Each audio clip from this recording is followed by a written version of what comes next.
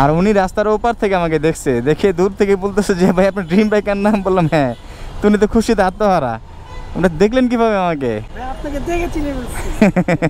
আপনাকে যেহেতু ফলো করি আপনার ভিডিও দেখি, তাহলে আপনাকে না দেখার কিছু না, আপনাকে দেখে চিনে। যাক যাক, ভালো লাগলো ভাইজান, ভালো লাগলো। ওয়ালাইকুম আসসালাম, কি অবস্থা? ফলো করা আছে আপনাকে। তাই নাকি?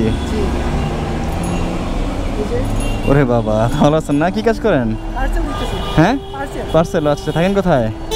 আমার বাসা। হ্যাঁ, বাসা হচ্ছে গোলাপবাগ। গোলাপবাগ। আচ্ছা আচ্ছা আচ্ছা, দাদা চিনলেন কিভাবে? আমি আপনাকে দেখে চিনেই বলছি।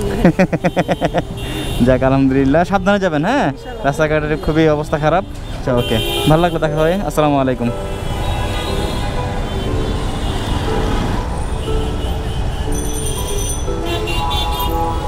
কি ভাইয়া, বুঝি নাই নাম তো কবির।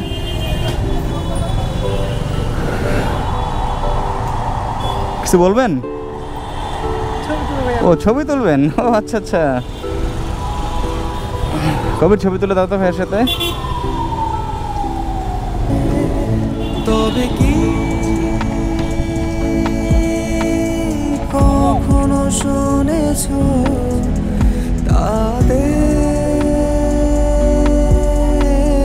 মনের কথা? তাই তো এসেছে তাদের। কে আছে? বাবা আছে। কি করে?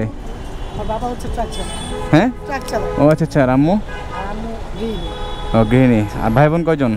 6 ভাই 2 বোন। 6 ভাই 2 বোন, মাশাআল্লাহ। যাই যাক, মাশাআল্লাহ, বড় ফ্যামিলি, আদর্শ হক বেশি।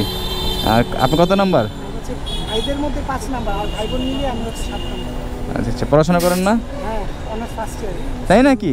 ওরে বাবা বাবা, অনার্স ফার্স্ট ইয়ারে পরে, হ্যাঁ, দেন উনি কুরিয়ার সার্ভিসে তো না, কুরিয়ার সার্ভিসে কাজও করে। ওনারাই হলো একদম ব্রিলিয়েন্ট, যারা পড়াশোনার পাশাপাশি কুরিয়ার সার্ভিসে কাজ কিন্তু মুখের কথা না।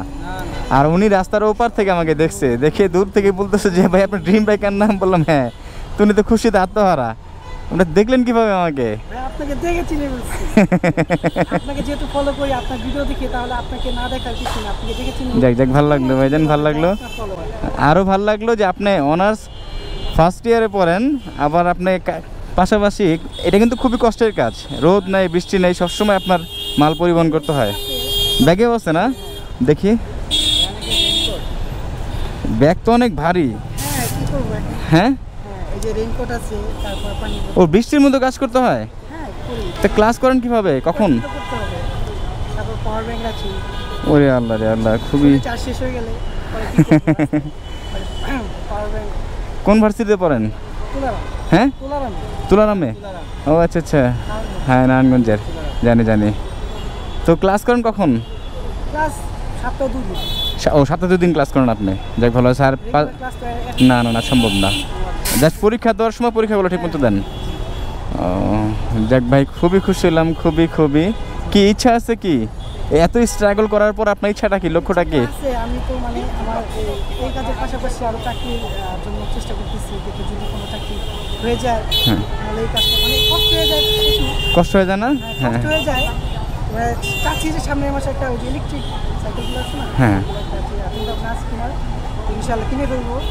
কিছু টাকা জোগাইতেছি আর কি, কিছু কিছু করে হ্যাঁ হ্যাঁ। ইনশাল্লাহ। কি কিনবেন? আপনার বড় ভাই বলছেন 6 বাই 2 আপনার কত নাম্বার? 7 নাম্বার। 7 নাম্বার। 6 ভাই 2 বোন 8 জন। হ্যাঁ, মাশাআল্লাহ, বড় ফ্যামিলি। পরীক্ষাগুলো ঠিক মতো দিতেছেন না? পরীক্ষা দেওয়ার সময় ঠিক মতো দেন? আচ্ছা আচ্ছা, যাই হোক, আপনার সার্থক হন ভাই। আল্লাহ তাআলা আপনার মতো জানে সহায় হোক যে আপনি একটা জব যাতে পায়। হ্যাঁ, ইনশাল্লাহ ইনশাল্লাহ ইনশাল্লাহ। খুবই স্ট্রাগল করতেছে উনি। হ্যাঁ হ্যাঁ, সবসময় সবসময় ভাইজান, আল্লাহ আপনাদের মতো মানুষদের জন্য দোয়া, স্পেশাল মন থেকে দোয়া থাকে। কোনোদিন 500 হয়, কোনোদিন 600 হয়। মানে আমি যত স্ট্রাগল করবো আমার আর্নিং তত হবে।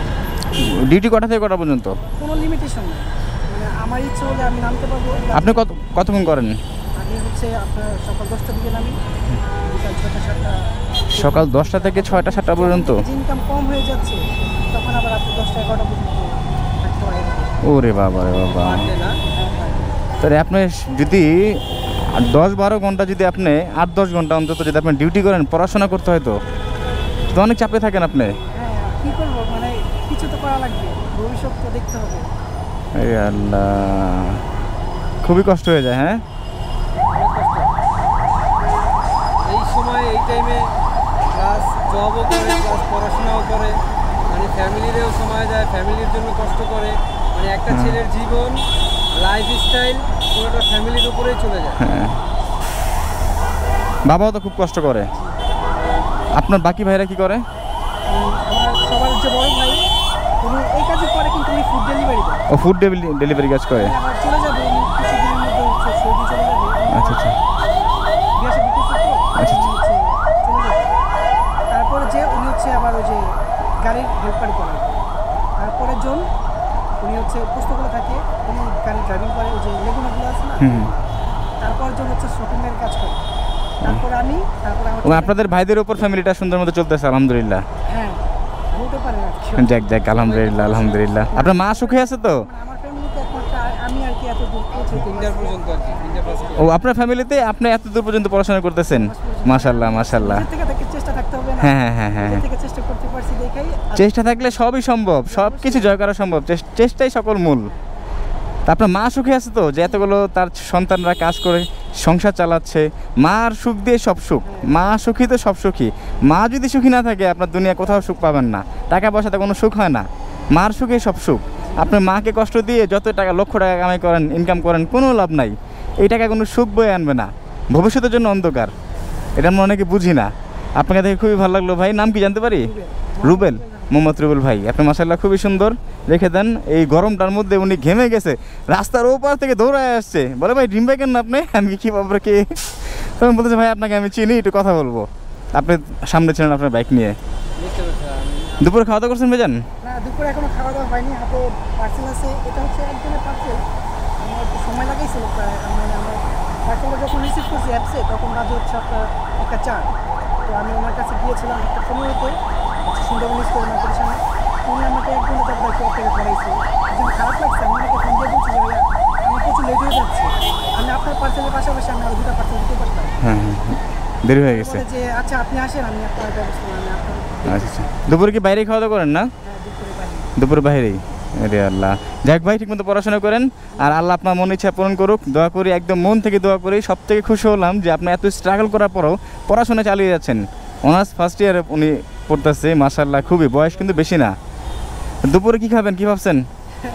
বলতে পারি না। তা আপনার সাথে যে আমার দেখা হলো, আমি কি করতে পারি বলেন? ইনশাল্লাহ ইনশাল্লাহ ইনশাল্লাহ ইনশাল্লাহ ভাইজান, ইনশাল্লাহ ইনশাল্লাহ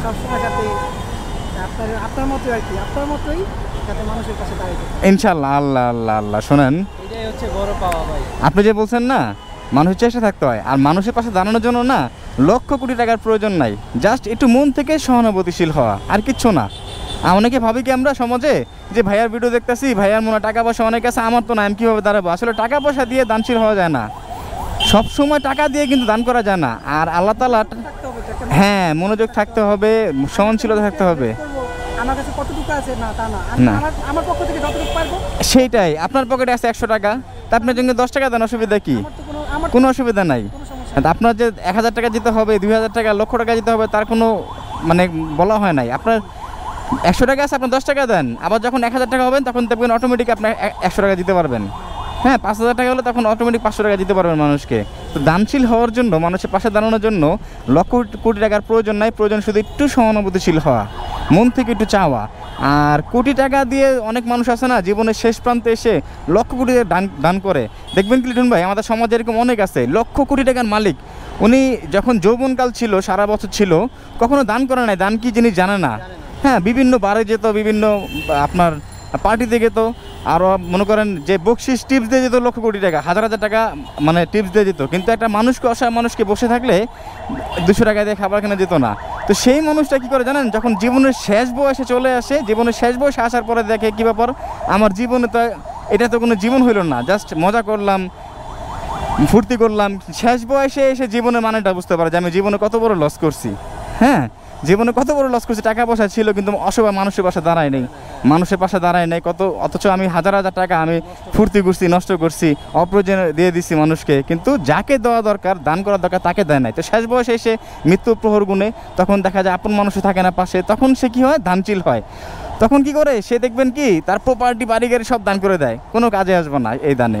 আমাদের সবচেয়ে বড় পাওয়া হচ্ছে আমাদের এই যে মানবিক কাজগুলো আমরা করি, ভিডিওগুলো করি, সবচেয়ে বড় পাওয়া হচ্ছে এই যে এই ভাইটাকে দেখে। কারণ হ্যাঁ, ওনার মনের ভিতরে একটা মনোবল জাগছে যে আমি যাতে ভাইয়ের মতো দান করতে পারি, ইনশাল্লাহ আল্লাহ কবুল করে নিবে।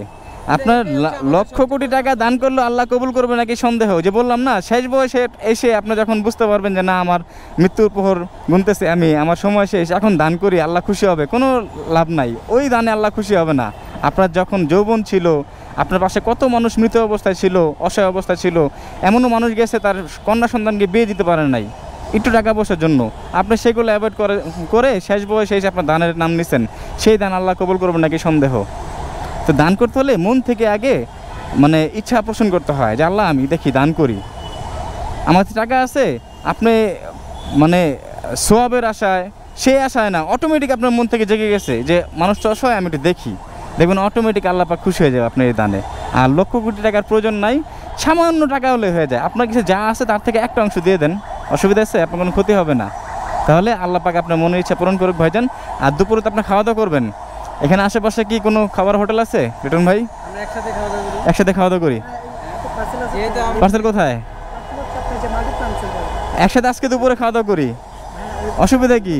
হ্যাঁ, কোন দিনে 5-10 মিনিটের দিকে দেরি হয়ে যাবে, কোন দিবে তো আবার কাস্টমারের যে গাড়ি আছে। তাহলে আপনি খাওয়া দাওয়া করবেন না? শোনেন, আপনি আমার ছোটো ভাই না, আপনি ঠিকমতো পড়াশোনা করবেন, আর আজকে দুপুরে আপনি মন মতো খেয়ে নেবেন। শোনেন শোনেন শোনেন শোনেন শোনেন ভাই ভাই ভাই, আমি বড় ভাই না, শোনেন শোনেন শোনেন, বড় ভাই না আমি, আপনাকে শোনেন শোনেন, আমি কি, আপনি আমাদের ফ্যান ফলোয়ার। আমি আপনাকে পছন্দ করি দেখে এই তো যে পছন্দের যে লোকটা আছে না, তো সে যদি পছন্দ ব্যক্তিকে একদম ছোট ভাইয়ের মতো কিছু দেয় তো গ্রহণ করতে হয় না? যদি গ্রহণ না করলে কিন্তু আমি কষ্ট পাবো না, বড় ভাই পাবে নাকি? আজকে আপনি মন মতো খেয়ে নেবেন দুপুরবেলা, রাখেন এটা, না ভাই। রাখতে বলছি, আপনি রাখেন ভাই না, ভালো, আমি বড় ভাই না আপনার, বড় ভাই নাকি বলেন? তাহলে আজকে দুপুরে মন মতো খেয়ে নেবেন, ঠিক আছে ভাইজান? আসি, ওয়ালাইকুম আসসালাম।